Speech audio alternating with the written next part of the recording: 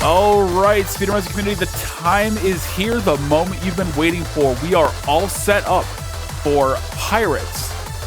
Right, yeah, Pirates. Legend of the Black Buccaneer by Cxerizo. Take it away.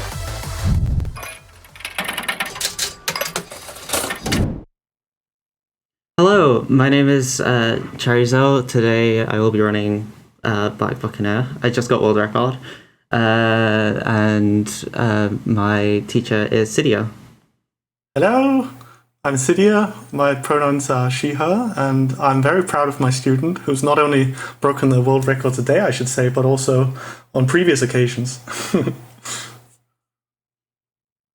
I guess we start. Yeah. Start timer in 3, 2, 1, go. So we play as Francis Blade, I believe his name is, and he's just awoken on this seemingly deserted island, but we'll quickly find out that there's a bunch of hostile monkeys and pirates and zombie pirates and all kinds of exciting creatures that we get to fight. Yeah, it's a very... I forgot to turn my DPI up again. It's a very interesting game with... I'm really bad at this. It's a very interesting game with some very fun and smooth movement. But it's also very janky. For example, the camera. I've heard it compared to...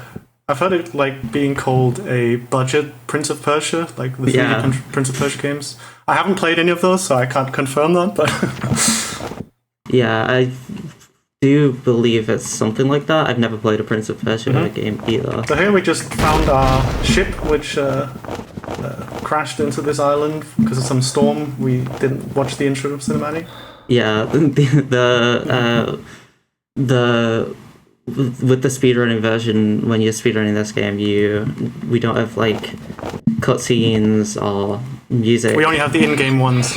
We don't have the cinematics yet. Yeah, not the cinematic. That's right. Yeah. The cinematics, we don't have that. So like the main gameplay of this game is a lot about like hitting precise jumps. Like that was a really good jump because you want to avoid like having to like do the get-up animation as much as possible. So when you can time the jump great, then Francis will jump all the way to the platform without having to clamber up first, and that saves just a little bit of time. So yeah, that was a little here sketchy. We're getting this magical amulet that lets us turn into a massive voodoo zombie pirate called the Black Buccaneer, which is why the game is named as such. You'll see him shortly, actually. Not because it turns out the Black Buccaneer form has a bunch of properties that we can take advantage of in the speedrun. For example, like jumping further, you can jump a little bit higher, I believe, too. Yeah. That was actually one of the big discoveries which made the speedrun a lot faster, that I actually found like shortly before I submitted this run to Speedromizer. That I just never considered that because the Black Buccaneer is a bit taller, he can jump to places that the normal form can't, and you can make jumps that clearly aren't supposed to be able to be made in the game. So we're going to have like 2 tricks coming up in short succession here. First, we're going to use the gun, which normally auto-aims, but if it has nothing to aim at, we can just point it and hit this barrel through the gate and get through. Nice. Sometimes those monkeys control us. And here, there's a really nice jump here, which skips an entire section of platforming and opening gates and stuff. By transforming to the Black Buccaneer, that's the Black Buccaneer form, we were able to just jump straight across and get the chest. Probably should just mention that we're gathering parts of our ship. Yes, yeah, we're gathering parts of our ship. We'll be gathering stuff like rudders and the sail, which we've just got. Like some wooden planks, some like not ring things, coins, I guess. I'm not too... They like unlock the end of the game, I guess. The game calls them seals, so yeah, that's the one. The final boss, or not the final boss, what you think is the final boss until you figure out there's another boss. The second to last boss, basically. You need to get these 3 seals to open a big gate. Here we're going to use a little trick to get through that flame, whereby landing on the platform with the flame, which would normally push us back, and holding a block and then tapping forwards, we're able to roll through the flame. So that just means we don't have to do a little puzzle to turn off the flame, which saves a little nice chunk of time. It's it looks the exact same as rolling normally, which you do by pressing space normally, but it's slightly different. Okay. It's a different kind of rolling. Yeah, it doesn't actually interact with any damage, but it's a little more difficult to control. It's a tad bit slower than normal rolling in most cases. We should probably also say something about the very weird controls of this game. Because the people who made this game just decided that you don't need like several buttons to do different stuff. You just have one button, like you roll on space, and you also push stuff on space, and you use stuff on space, and wait, I'm saying space, not the roll button. The block button basically also uses and pushes stuff. So that can get very annoying if you're trying to like push one of these boxes and an enemy is too close, because the game will just decide, oh no, you're actually blocking now. Yeah, it's very frustrating. I had in a previous run once, I had a really bad example of this where I lost about 30 seconds because it just wouldn't flip a switch. Yeah. Because there was an enemy Sometimes too when close. that happens, what is worth doing is just inputting a roll. I find like that'll sometimes, if you roll and then immediately you press the use key again, then that'll actually let you use what you want to use. I like to swing my sword, which seems to work quite often. Yeah, that can also work, just to sort of reset what the game is focusing on. Yeah. It gives it a second to breathe. We're going to shoot a barrel from down here. The main reason we're shooting it from down there is that when we get up on the bridge, there's going to be some monkeys which might take the aim of the shot. So if you were to shoot the barrel there, maybe the game decides, no, you're aiming at the monkey. Now we're coming up to a section with a few pretty precise jumps. You can see the lag with the game. It goes slow motion. It's very annoying. That guy just fell. So that's the first jump, which isn't free at all. And now comes one of the jumps where we can transform in order to be able to make this jump. Very nice. I don't normally make that first try. And then I always get sketched out by that jump. Yeah. It feels like I find it's a good indicator if you're like warmed up. Once you're warmed up, usually that jump flows pretty well. I'm so bad at that jump. It's so easy to fall. So here we're just transforming to the Black Buccaneer because the Black Buccaneer also pushes crates faster. Now if we're just pushing a crate like one step, it's usually not worth it to transform because it also takes a little beat to do so. But for puzzles like that where we have to... Oops. That's what it looks like when we die. Actually, dying there is not such a bad thing because as you might have noticed, our health bar was very low. Francis is refusing to cooperate. Yeah. There we go. It's a that happens quite frequently. He has a will of his own. Yeah. But yeah, as you might have noticed, the health bar was like pretty low. So at some point during a normal run, you will want to just take a tactical death in order to reset your health. Because depending on where you die, you might be set back a bunch more to the last checkpoint. So it's worth it to like remember where the checkpoints are on the various maps. That was unintentional, that one. No, it was very intentional. I meant to do that. It looked good. Yeah. You'd normally take the death there. That's true. It's because it's just a quick and easy place to... Well, I guess it depends on what frame rate you're running the game at. We found out that the game is sort of hardware dependent because there was a trick that I found where I could get through some other fire, not the stuff that we already saw, but the fire early on in the tutorial area. And it turns out you were just not able to do it on your machine because you run it at a much faster frame rate. I have a potato for a computer. Yeah, it's the higher frame rate, for example 60 FPS, will calculate damage. Yeah. So when you're touching fire, you basically take a certain amount of damage every frame, I guess. And then at 144, I guess 165 is what I run at. You'll take damage over 100 more times per second. Yeah. So.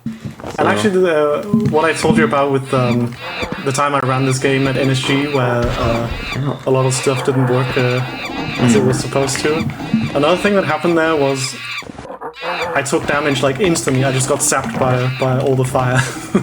So that can also happen. Yeah, there we just clipped through the floor to skip an entire section. Yeah, so by hanging off the ledge, we sort of were already a little bit in the wall. That's at least how I interpret it. And then we can sort of jump backwards and just get through to the treasure we were looking for. And now we're at the worst room in the game. Okay, and the camera's already not cooperating. There we go. This part's the easy part. It's up here on this little platform section, platform sequence. It doesn't look that difficult, but it's so easy to understand follow. it, yeah. And also when you get the jumps where you hang off the edge, it can sort of stress you and then you end up making a mistake. I've experienced that so many times. Now we get to see some spooky ghosts. You can go too fast here and start hanging off the edge, and it'll try and move you back. Yeah. So when the game tries to move you back, you'll be hanging through the floor. Right, and so you just won't be able go to into the void. Yeah. Yeah, you won't be able to recover from that way. And this is a very bad place to die as well. Yeah. It's not. At least if you haven't gotten the checkpoint for this room. Yeah. I think I got... What? No, I didn't. That jump's trickier than it looks. It's very tricky, easy to bonk off the wall. Good to see you using the block roll to get remember. Yeah. So basically, normally when you get that medallion, you would end up hanging off the ledge. But by using this, the alternative roll technique, you can just sort of drop down immediately and then save like a second or so. Yeah, things are calculated differently. That's not happened before. Yeah. With the different roll types. So, because it treats it as like almost not, well, it doesn't treat it as a jump like the other one would. Yeah, it just like suddenly sees you in midair, I guess. Yeah. Like, oh, I guess you need to go down. Nice. It was messed that up. Yeah, that's also a tricky jump actually. So we're back on the beach. We are currently heading to the cliffside, which is through here, to get the second seal. Pretty cool platforming coming up. Is it at least when it goes well? No, it's the third. Struggling to remember. I normally have the timer to tell me. Yeah, it's just the third seal, right? Yeah. Surely. Ooh, that was a beautiful jump. Normally doesn't go that far. Risk it a little bit. There we go. So here is definitely a section where we can also get a lot of slowdown from these enemies. Now it's looking okay for these enemies. There's some more enemies up on the next level which can do the same. Yeah. So we'll see how it goes. Do I get the jump? Yes, I do. Yes. There's a little... Yeah, you can go ahead. Okay. There's a little... there's a small amount of time when you land and before the cutscene starts where you can jump to the climb to the thing, and it's just satisfying seeing the character. This is surprisingly tricky, but it's just satisfying seeing the character jump like as the cutscene is starting. It feels so optimal. I'm a little upset that I messed that up, but it is very difficult. Pretty quickly. So, it's a very difficult section, and immediately. There we go. You can also descend this in a safer way, but yeah, it's a little bit much slower. cooler to do the movement as the Black Buccaneer.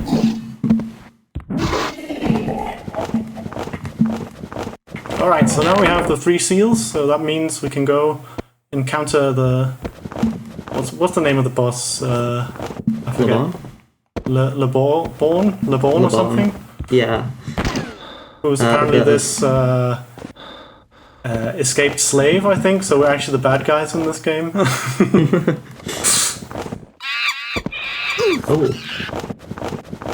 Oh. Anyway, she controls like a bunch of this voodoo zombie army, I guess. Zombie pirates, and I guess she also controls the... I don't know the lore of this game, I'm sorry. Yeah, maybe that. But in any case, we're ready to confront the little bit of a lag spike. But first we have to actually press the lever which opens the door to the volcano where we will encounter And that's the boss. just through her. Yeah. Indicated by the ominous skull. So until you have the 3 seals, you can't get through the skull door here. This is Francis. I hope you all enjoyed that quick view of him. He's very handsome.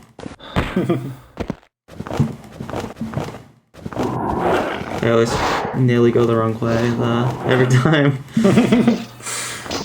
I don't go through the little archway, I go through that way. World record holder still doesn't know the route. It's habit at this point. Yeah. I was also like slightly confused earlier because I've been doing a different category of this game called the good ending.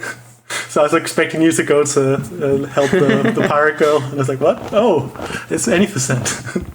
No, okay, yeah. That jump hasn't been playing nice today. No, I don't know why. I'm really not sure. It's normally 100% consistent, but not today. Maybe it's like it's an earlier timing. I don't know. I mean, I haven't been playing the game for a few weeks because I've been focusing on my own speed in this game. I'm not sure. So here we have to jump a little bit late. I didn't explain this earlier when we were doing the cliff climb section. Yeah. All the jumps, like, you have to wait until you see the animation of you starting to fall off the edge. Yeah, and you'll get a bit further. Yeah. So here we can actually move a little bit during this cutscene, so as you'll see we were on the lever, and now we're already on the box. Now we're going to do a cool glitch where we're going to actually close the game. And what that's going to do is going to let us kill the boss quicker. And the reason why that works is because as we progress in the game, all the enemies gradually get stronger as we complete the game objectives. But it just so turns out that if we save and exit out of the game and then load that save game, then until we change maps, we're going to temporarily have reset the stats of all the enemies to their base value. I can't quickly restart. Oh, yeah, I have time to restart the. Oh yeah, hold on. Yeah, it stops. True. Yeah, this will happen again. We didn't think about that. Yeah, this will happen again after. After this boss, we'll have to quit out again, but it should be fine. But yeah, basically doing the relaunch game glitch means that effectively the boss has half the HP it would otherwise have, so it's like very much worth doing.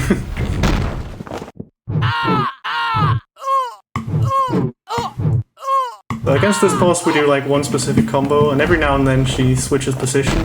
Now you can kill her like in this position, but sometimes she manages to get to the middle again.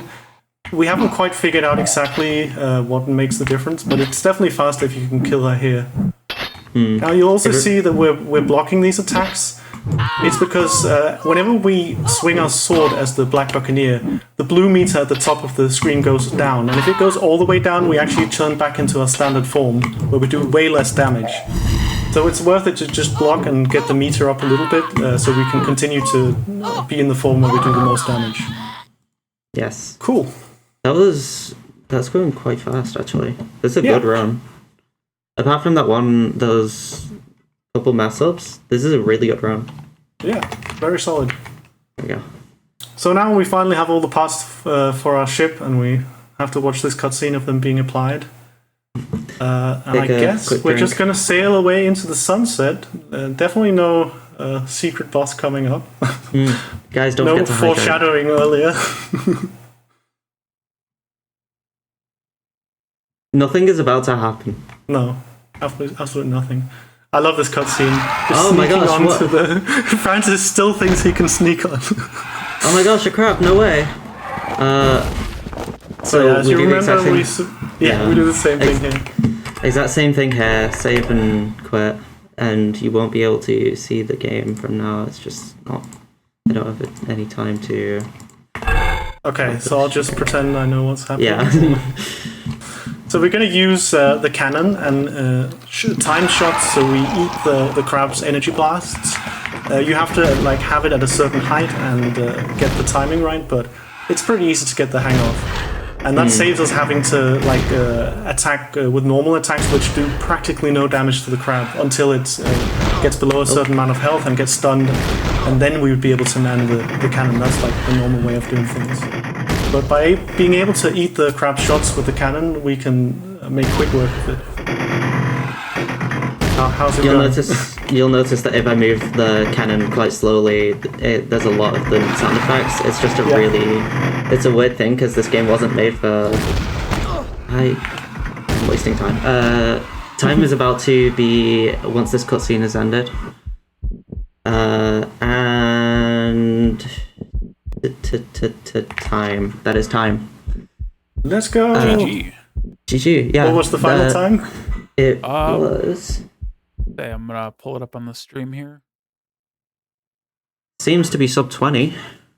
Absolutely. So that is fantastic. That's better than I expected. 1937. Nice. That is a good time. That's 30 seconds. That's faster than my fastest time. Yeah. Yo, let's go. That's just over. That's like 40 seconds behind world record, which is. I'm really impressed with that. I'm quite happy with that. Well done. Well done. Yeah, just finishing what I was saying about the cannon. The game was made with controller in mind, so if you move it, it will like register it as multiple different movements and then play the sound effect several times. Yeah. A bit of a tangent, but yeah. Yeah. Yeah, that was Legend of the Black Buccaneer. It's a very fun game. It's definitely worth trying at least once because the movement is very easy is to pick up as well. Yeah, the movement's very fun. It's janky, but in like a really fun way. It feels super smooth, especially if you can do it quickly. And then if you can, there's like a couple tricky tricks, I guess. And if you can get them, they feel really nice to do. So definitely, yeah. And it's not a particularly complicated run, so it's definitely worth trying if it seems interesting. I completely agree. Yeah. All right. Any other shout outs either of you two wanted to give? I want to shout out Sid for teaching me this game. Thank you. The Bad Run Club for hosting the Discord. And generally overall being really nice folks. They Definitely. host speedrunning competitions for quote unquote bad games. Every month, I believe, and it seems really interesting. Is there anything you want to say, Sid? Well, I'll keep it short because I'm actually the next run is going to be me again. This time as the runner. But yeah, it's been a pleasure to have you as my student, and I didn't like dream of someone picking up the game with such an enthusiasm, and yeah, it's just been a blast. But yeah, you'll see more of me in a bit, so I'll just say bye-bye for now. Thank you for having us, Speedromizer. And thank you for running. We will be right back with more speedrunning goodness. Don't go anywhere.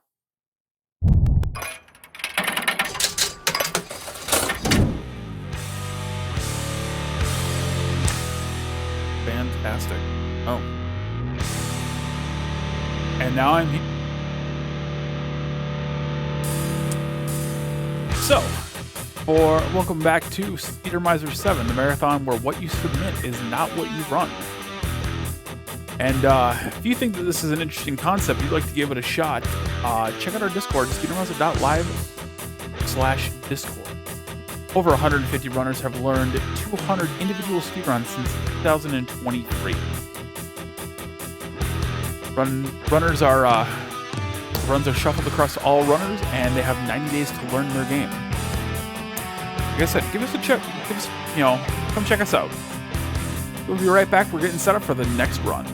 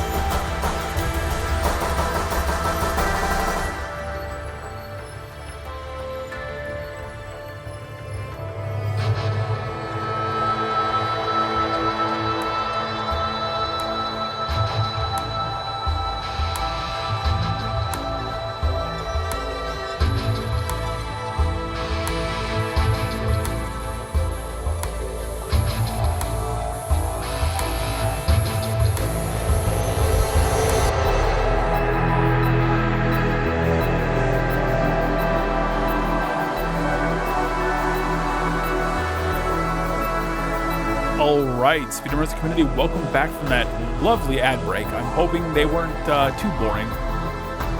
One thing I did want to say, we do have volunteer signups before every single event. We accept everyone if possible, so everyone can get it and be a part of this event. You can help run the show, and no experience is required. We would be happy to have you, even if it's your first time.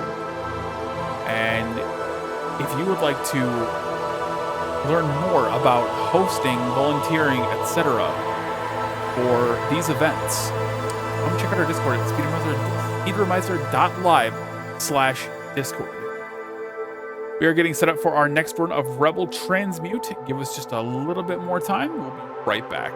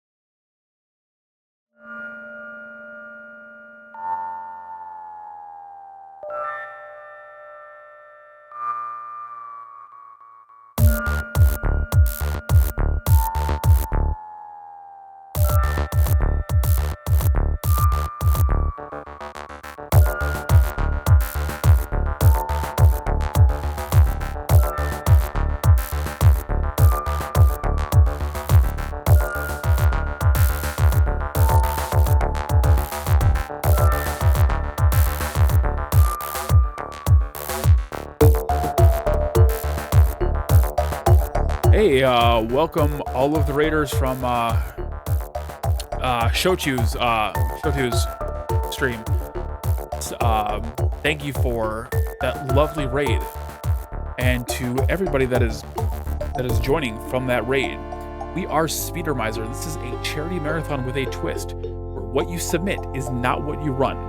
The way it works is you submit a run, but during a live draft lottery, you get another runner's submission. Then you have 90 days to learn that run, and then you run it during the marathon. We've done 6 more of these. This is our 7th marathon. And if this sounds like an awesome concept to you, please check out our Discord at speedromizer.live/Discord. Over 150 plus runners have learned over 200 individual runs since 2023. And as the person that co-founded this idea, I am super excited every time we do one of these. It's always amazing to see what everybody brings to the table. It's mind-blowing. An event that people said would never happen. DJ, you can't do this. It's got too many variables.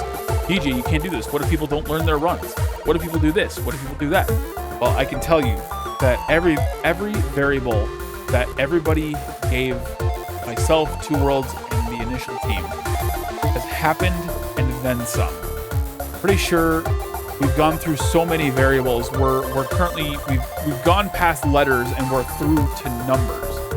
I think we're on variable like 46,853 right now, and we're still going. And we're still going strong.